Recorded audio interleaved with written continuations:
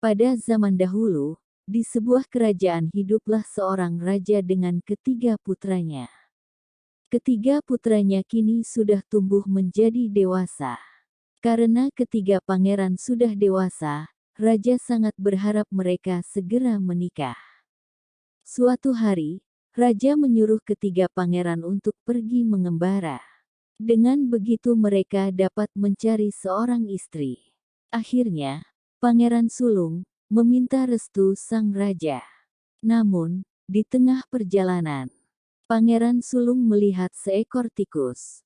Tikus berlari ke sana kemari, tikus itu terlihat berbeda dari tikus lainnya. Akhirnya, tikus berlari menghampiri kaki kuda yang dinaiki Pangeran Sulung. Pangeran Sulung berusaha supaya kudanya tidak menginjak si tikus, namun, tikus tidak mau pergi. "Hei, tikus, pergilah. Jangan sampai kau diinjak oleh kudaku," teriak Pangeran Sulung. "Jangan injak aku, pangeran tampan. Ajaklah aku ke istana, dan jadikan aku tunanganmu," kata si tikus. "Haha, apa yang kau kata, Nak? Aku harus membawamu dan menjadikanmu sebagai tunanganku." "Itu tidak mungkin," jawab Pangeran Sulung. Ia langsung pergi dan mempercepat kudanya. Tidak lama kemudian, Pangeran Sulung memberikan kabar kepada raja. Ia sudah bertemu dengan putri cantik dari kerajaan tetangga. Setelah mendapat kabar baik, pangeran kedua langsung pergi mengembara. Sama persis seperti Pangeran Sulung, ia bertemu seekor tikus. Tikus memohon untuk dijadikan tunangannya. Pangeran kedua tidak menghiraukan dan langsung pergi dengan cepat. Pangeran kedua pun berhasil bertemu dengan putri dari kerajaan lain. Akhirnya, Pangeran Bungsu meminta restu raja untuk segera pergi mengembara dan membawa putri cantik. Namun, di tengah perjalanan ia pun bertemu dengan seekor tikus sama seperti kedua kakaknya. Si tikus pun memohon dengan sangat sedih agar Pangeran Bungsu membawanya ke istana dan menjadikannya sebagai tunangan. Pangeran Bungsu merasa sangat kasihan melihat si tikus memohon. Ia bersedia menerima si tikus. Tikus langsung mengajak pangeran untuk melihat tempat tinggal yang dihuninya.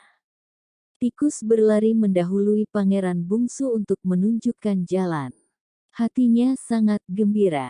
Pangeran Bungsu menaiki kuda dan mengikuti dari belakang dan sampailah di sebuah batu yang sangat besar. "Pangeran, disilah tempat tinggalku. Tunggulah sebentar," kata tikus masuk ke dalam liang kecil.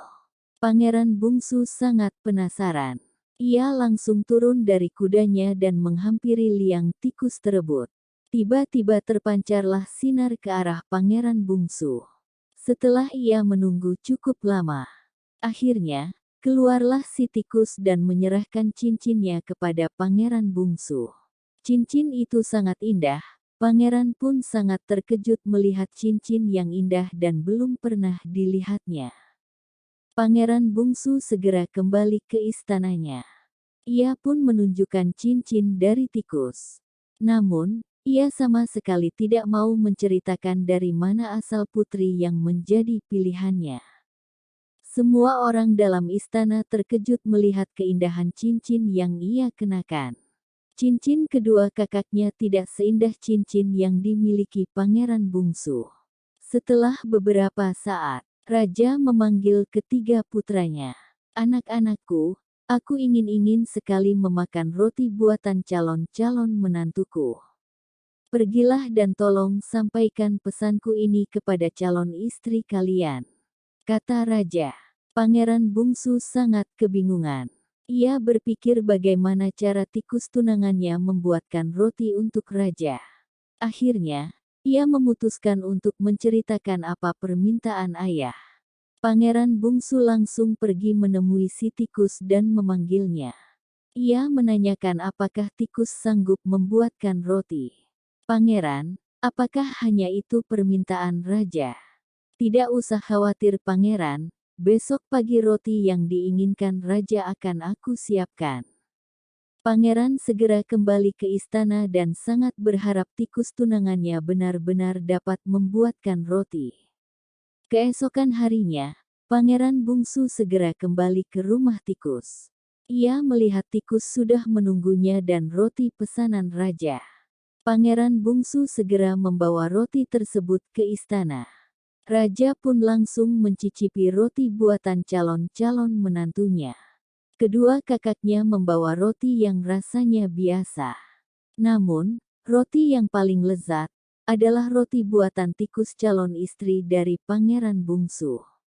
Aku sudah mencicipi roti buatan calon istri kalian. Sekarang, aku ingin tahu, apakah mereka dapat membuatkan minuman yang enak untukku? Kata raja. Ketiga pangeran langsung pergi menemui calon istrinya masing-masing untuk memberitahukan permintaan raja yang kedua.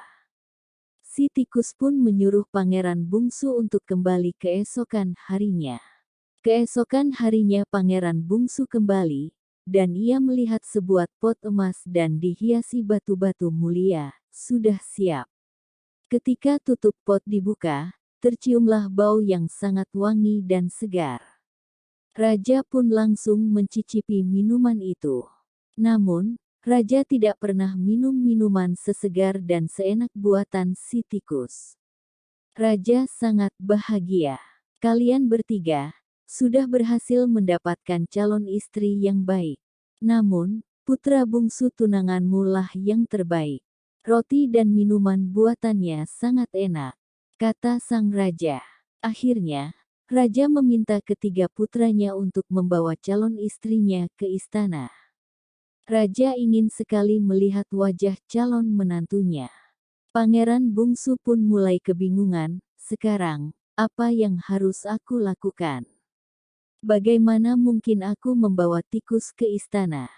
Pangeran bungsu langsung pergi menemui tikus dan mengabarkan untuk membawanya ke istana. Tikus, sejujurnya aku sangat khawatir, bagaimana caranya aku membawamu ke istana? Kata Pangeran bungsu. Jangan khawatir pangeran. Semuanya akan berakhir dengan baik. Namun, pangeran harus menuruti semua yang aku katakan. Siapkan 1 kulit telur, 6 ekor kumbang, dan 2 ekor lalat. Jawab si tikus. Ikatkah ke-6 ekor kumbang pada kulit telur tersebut, kemudian pasangkan kedua ekor lalat dalam kulit telur, satu di depan dan di belakangku. Aku akan berada paling belakang, dan saat aku tiba di istana nanti, tirukan apa yang kedua kakak pangeran lakukan kepada calon istrinya. Semuanya akan berakhir dengan baik, sambungnya. Pangeran bungsu menuruti apa yang dikatakan si tikus.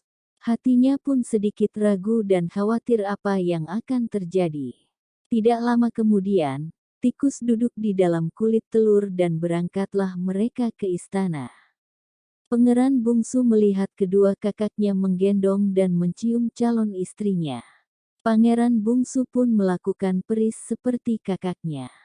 Tanpa diduga, tiba-tiba, seorang putri cantik berada dalam gendongan pangeran bungsu dan kendaraan yang dinaiki tikus berubah menjadi sebuah kereta indah, lengkap dengan pengawalnya. Mereka pun masuk ke dalam istana. Semua orang yang berada dalam istana sangat terpesona melihat kecantikan putri tikus. Setelah mengenalkan calon istri dari ketiga pangeran, putri-putri tersebut kembali ke istana masing-masing. Pangeran bungsu mengantarkan putri tikus kembali rumahnya. Batu tempat tinggalnya berubah menjadi istana yang indah dan megah. Ternyata putri terkena kutukan penyihir jahat, sehingga istananya berubah menjadi batu dan ia berubah menjadi tikus. Akhirnya, putri dan pangeran bungsu menikah, dan hidup sangat bahagia. Pesan moral dari ini adalah jangan melihat orang lain dari penampilan luarnya saja. Setiap orang memiliki kelebihan yang mungkin kita tidak tahu.